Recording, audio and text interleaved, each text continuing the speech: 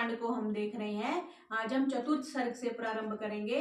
कल हमने 3 सर्गों में देखा कि श्री रामचंद्र जी और लक्ष्मण जी से एक विराध नामक राक्षस को मिलते हैं, जो पहले सीता जी को उठा लेते हैं, फिर बाद में श्री राम जी और लक्ष्मण जी को भी वो दबोच लेते हैं। तब सीता जी बड़ी विचलित हो जाती हैं। सीता जी उसको नमस्ते करती हैं कि इनको छोड़ दो, और बाद में फिर श्री राम जी और लक्ष्मण जी उसकी भुजाएं तोड़ देते हैं और उसको मिट्टी में गाड़ने के लिए एक गड्ढा खोदते हैं। तो आगे देखते हैं आज चतुर्थ सर्ग में क्या आएगा कि शरभंग का ब्रह्मलोक प्रस्थान।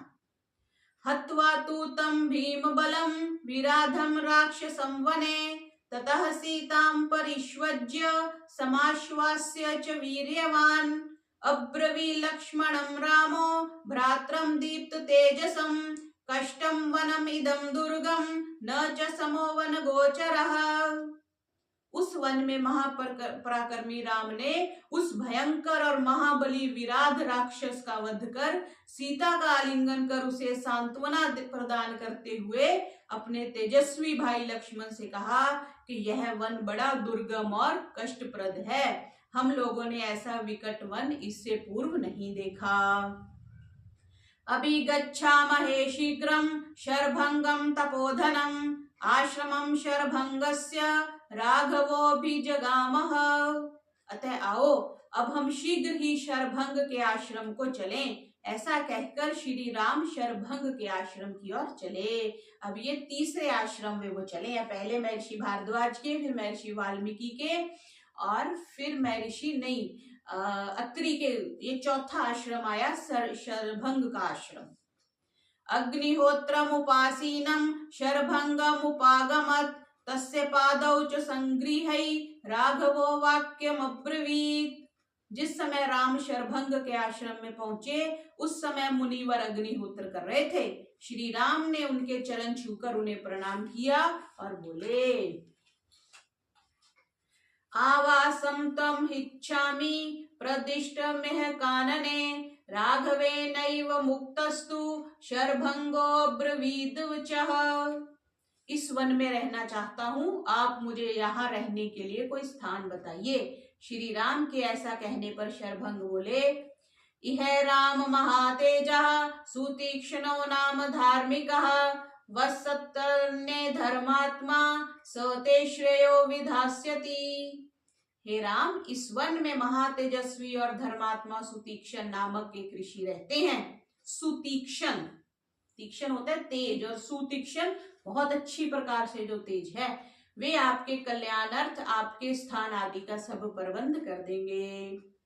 इमां मंदाकिनीं राम प्रतिस्रोतामनुव्रज नदीं पुष्पोडुपवहां तत्र तत्र गमिष्यसि। रास्ता बता रहे हैं कि हे राम, आप इस मंदाकिनी नदी के किनारे किनारे ऊपर की ओर जाइए। इस नदी में अनेक बड़े बड़े फूल छोटी छोटी नौकाओं की भांति दिखाई देते हैं। उन्हें देखते हुए तुम सुतीक्ष्ण के आश्रम में पहुंच जाओगे। एष पंथा नरव्याघ्र मुहूर्तं पश्यतात मां यावज्जहामि गात्राणि जीर्णां त्वं त्वच्मीर्वरगः।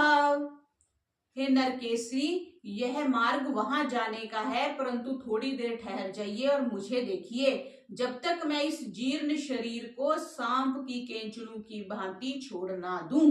जो महर्षि शरभंग थे वो बोलते श्री राम जी को कि मैं आपके दर्शन करके इस शरीर को छोड़ना चाहता हूं।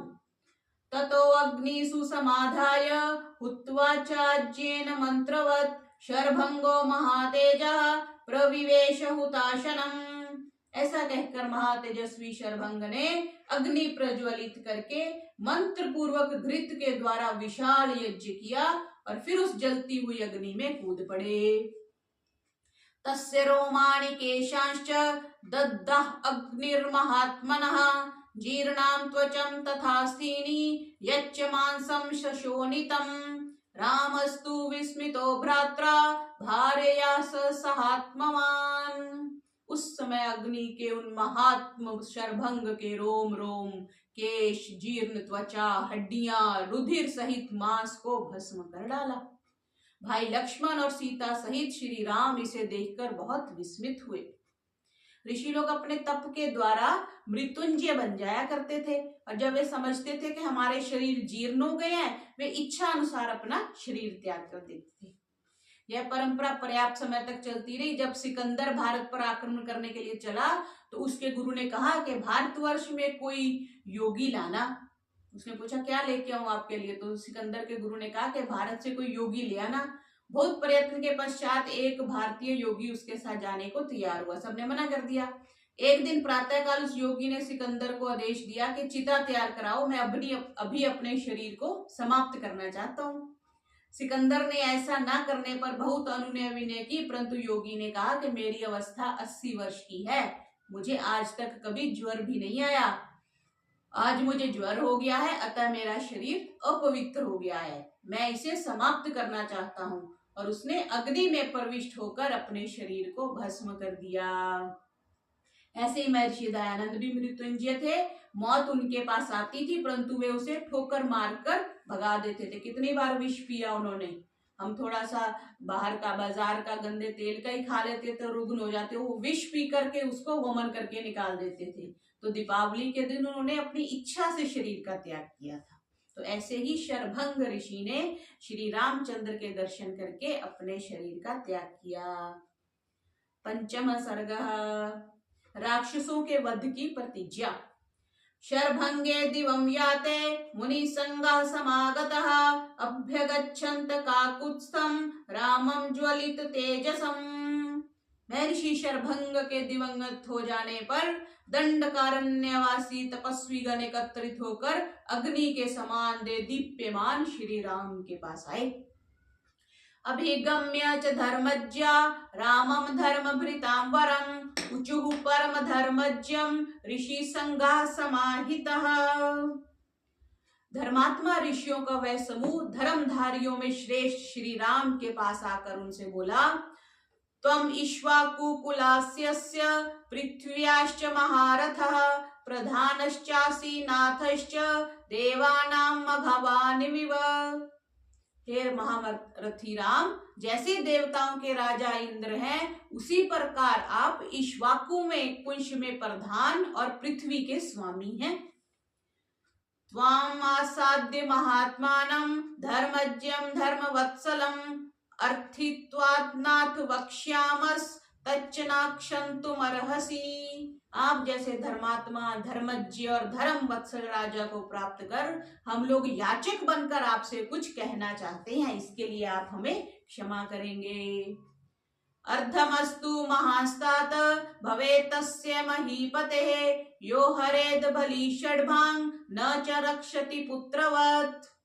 हे तात, वह राजा महान पाप का भागी होता है जो प्रजा से आय का छठा भाग कर के रूप में ले लेता है, परंतु प्रजा का पुत्रवत पालन नहीं करता। युञ्जानः सवानिव प्राणान् प्राणरिष्टान् सुतानिव नित्ययुक्ता सदा रक्षन् सर्वान् विश्ववासिनः प्राप्नोति शाश्वतीं राम कीर्तिं च बहुवार्षिकीं ब्रह्मणा स्थानमासाद्य तत्र चापि महीयते।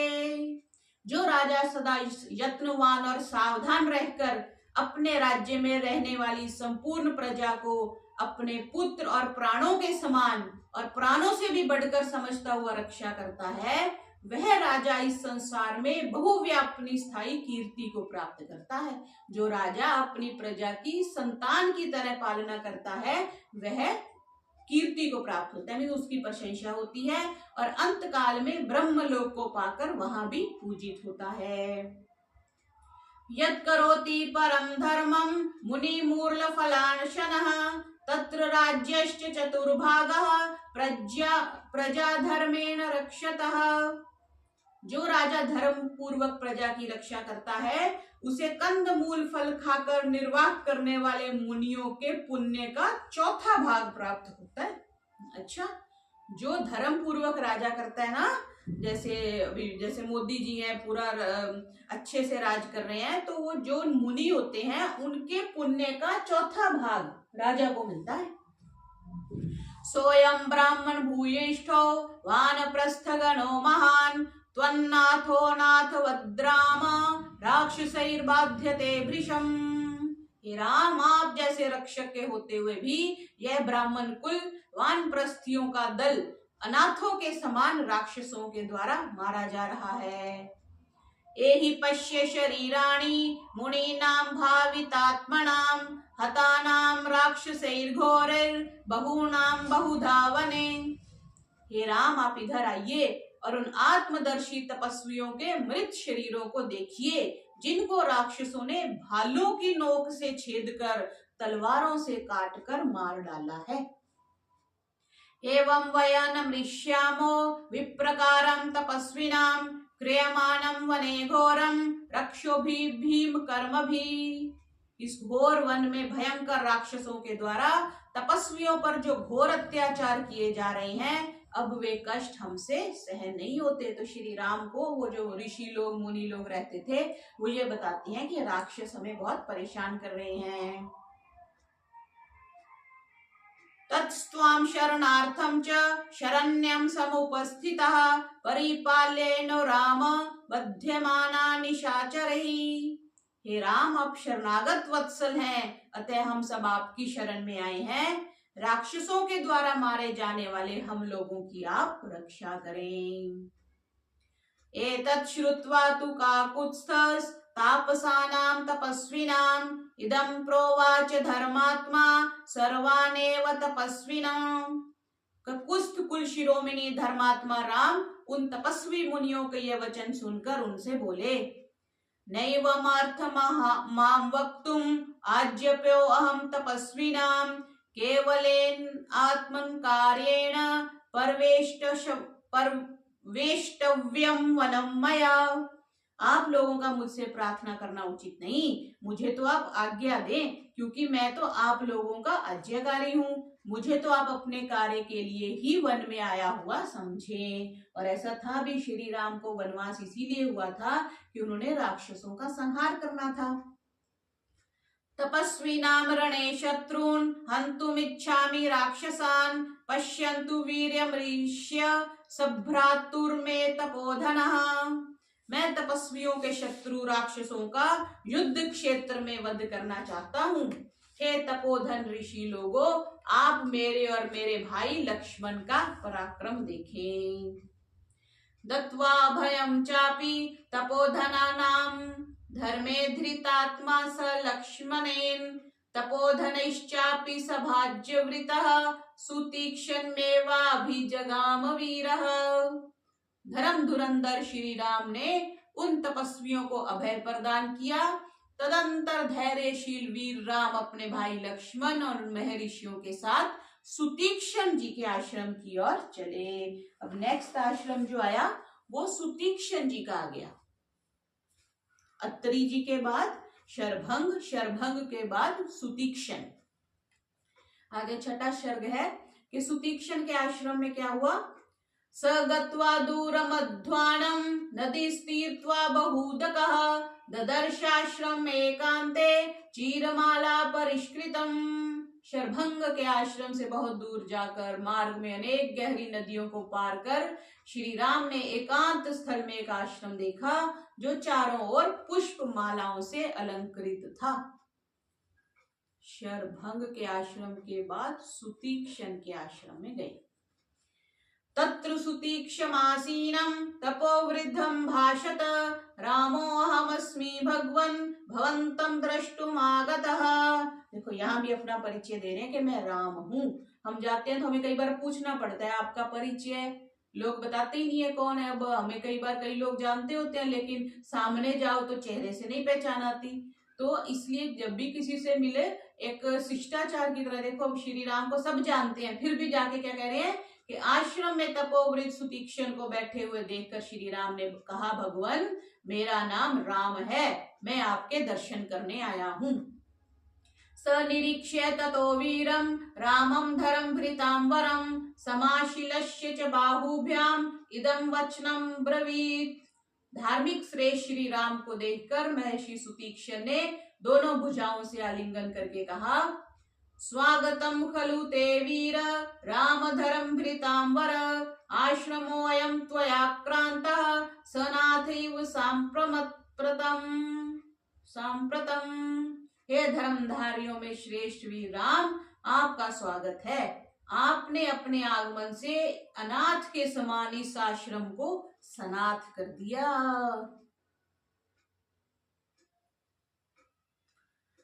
प्रतीक्षमानस्त्वामेव नारो एहं महायशः देवलोकमितो वीर देहं त्यक्त्वा महीतले। हे महायशस्वी राम, आपके दर्शन की अभिलाषा से मैंने इस पार्थिव शरीर और पृथ्वी को छोड़कर ब्रह्मलोक को प्रस्थान नहीं किया। देखो, पहले भी शरभंग ऋषि महर्षि राजा राम की वेट कर रहे थे, उनको मिलकर के उन्होंने शरीर त्याग किया। अब ये सुतीक्षण भी यही कह रहे हैं कि आपकी प्रतीक्षा में, आपके दर्शनों की अभिलाषा में मैंने पार्थिव शरीर और पृथ्वी को छोड़कर ब्रह्मलोक को प्रस्थान नहीं किया। अयमेवाश्रमो राम गुणवान रम्यतामिह तच्छ्रुत्वा वचनं तस्य रामो वचनं ब्रवीत।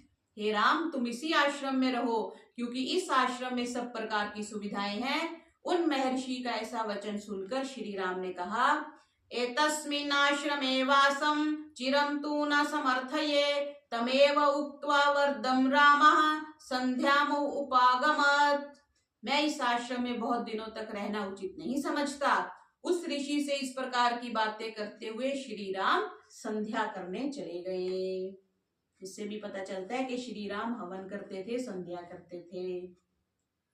ततः शुभम ताप्स भोज्यमन्नम स्वयं सुतीक्ष्णा पुरुषर्भभाभ्याम ताभ्याम सुसत्कृत्य ददौ महात्मा संध्या निवृतो रजनीम वेक्षय।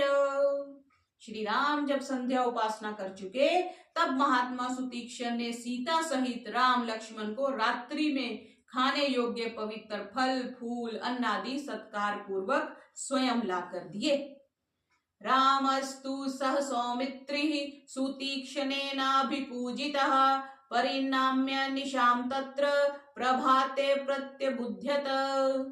सुतीक्षण द्वारा सत्कृत हो सीता और लक्ष्मण सहित श्री राम ने वह रात्रि उसी आश्रम में व्यतीत की और प्रभात होते ही जागे। उत्थाय तु यथा कालम राघवः सह सीतया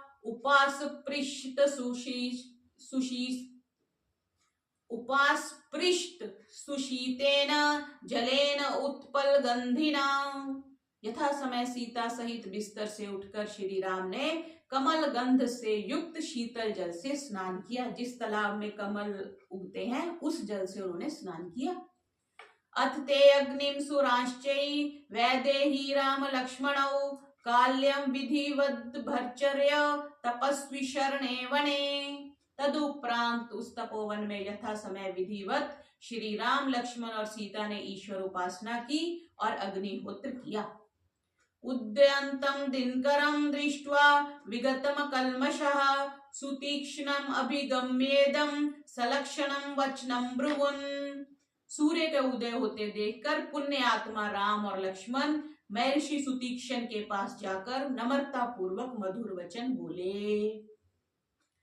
सुखोषिता स्म भगवन् त्वया पूज्येन पूजितः अविश्यः तपो यावत् सूर्यो नाति विराजते तावदिच्छामहे गन्तुम् इति उक्त्वा चरणौ मुनेः ववन्दे सह सौमित्रिः सीतया सह राघवः।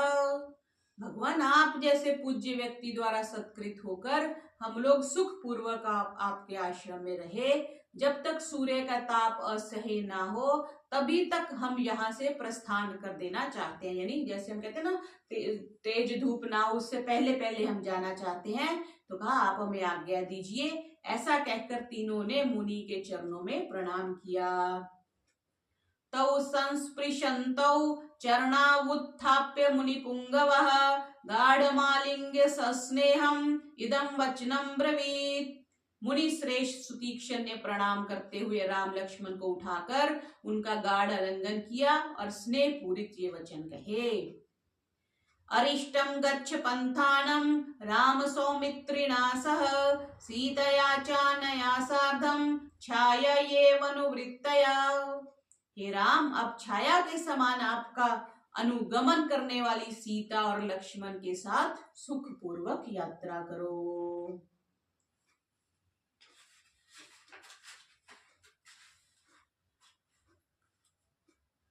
आगे सप्तम सर्ग में सीता का धर्मोपदेश।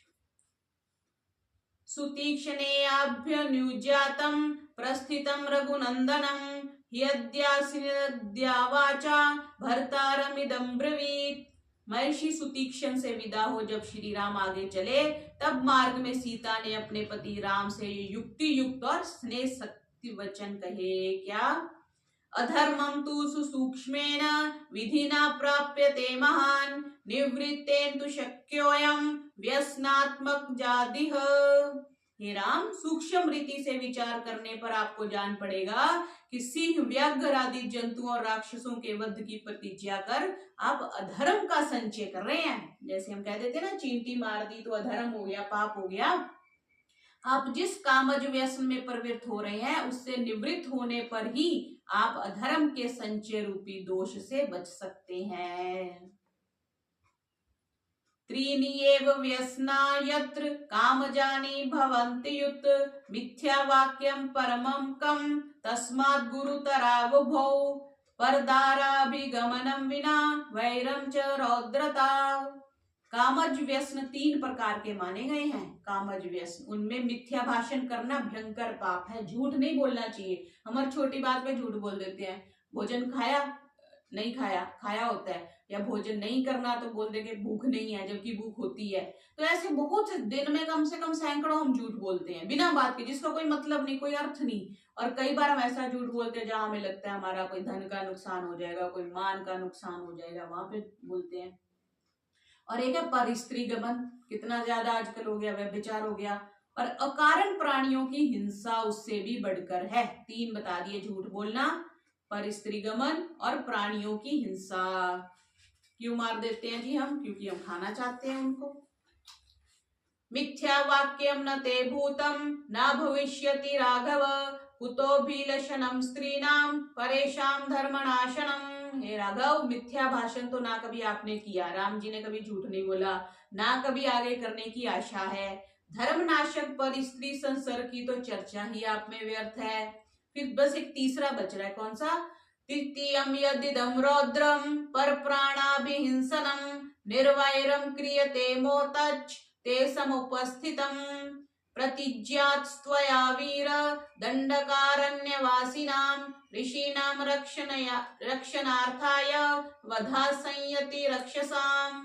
परंतु तीसरा भयानक दोष अर्थात मोहवश निरपराध प्राणियों की हिंसा आप में उपस्थित होने वाला है, क्योंकि हे वीर, आप दंडकारण्यवासी ऋषियों की रक्षा के लिए संग्राम में राक्षसों को मारने की प्रतिज्ञा कर चुके हैं। एतन्निमित्तं च वनं दंडका इति विश्रुतं प्रस्थितस्त्वं सह भ्रात्रा धृतबाणशरासनः। उसी प्रतिज्ञा को पूर्ण करने के लिए आप धनुष बाण धारण करके लक्ष्मण सहित दंडक नामक प्रसिद्ध वन में जा रहे हैं।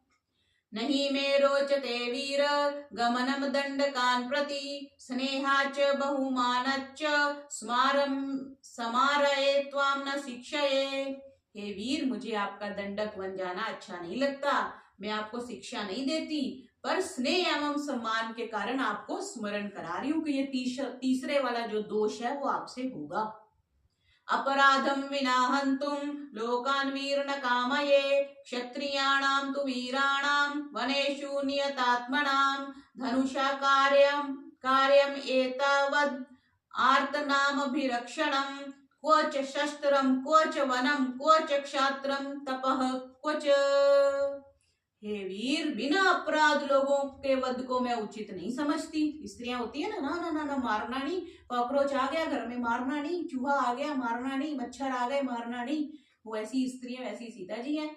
कह रही है कि बिना अपराध के लोगों के वध को मैं उचित नहीं समझती। शांत अंतःकरण वाले वीर क्षत्रियों का वन में धनुष धारण करने से इतना ही प्रयोजन है कि वे दुखी लोगों की रक्षा करें, निरपराध जीवों की नहीं। कहाँ शास्त्र और कहाँ वन, कहाँ शस्त्र और कहाँ वन, कहाँ क्षात्र धर्म और कहाँ तपस्या। अब तो तुम तपस्या करने निकले हो, दोनों परस्पर विरोधी बातें हैं।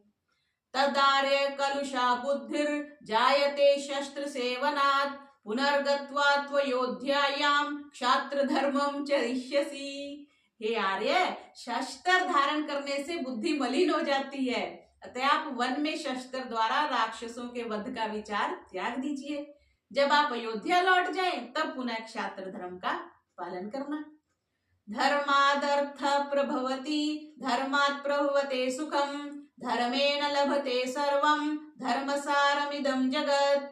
धर्म से धन की प्राप्ति होती है, धर्म से ही सुख की प्राप्ति होती है। अधिक क्या, धर्मेण लभते सर्वम, जो सब कुछ मिलता है धर्म से ही मिलता है, और संसार में धर्म ही सार है। एको न धर्म जीव गच्छति, एक है पर उसके साथ सिर्फ उसका किया हुआ धर्म ही जाता है। धर्म मीन्स कर्म, धार्मिक कर्म उसका धर्म हो गया ना, वो जो उसने धर्म का जीवन भर पालन किया है बस वही साथ जाता है, बाकी गाड़ी घोड़े बंगले बैंक बैलेंस सब यही रह जाएगा।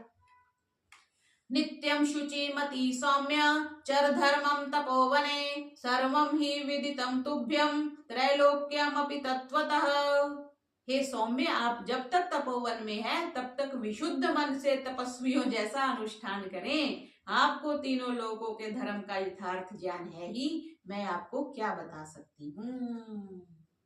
स्त्री चाप पलादेत दूदाहृतं मे धर्मं च वक्तुं तव कः समर्थः विचारे बुद्धया तु सह अनुजेन यद्रोचते तत्करुमाचिरेन। मैंने स्त्री स्वभाव सुलभ चपलता अवश्य बातें आपसे कही हैं, भला आपको धर्म उपदेश कौन दे सकता है। आप अपने भाई लक्ष्मण के साथ इन दोनों बातों पर विचार करें, फिर जो उचित प्रतीत हो वह आप करिए। ऐसा सीता माता ने श्री राम जी को कहा। तो इस तरह जैसे स्त्री वश उनका स्वभाव था, उन्होंने बताया कि तुम्हें राक्षसों का वध नहीं करना चाहिए, पर वो जो प्लानिंग थी, जो विधाता था, जो विधि थी, वो तो उनको करनी थी। तो इस प्रकार सीता जी ने अपना भय उनके सामने प्रस्तुत किया। तो आज का पाठ इतना ही रखते हैं। आज हमने अरण्य कांड के 7 सर्ग पूरे किए। बोलिए मर्यादा पुरुषोत्तम श्री रामचंद्र की जय।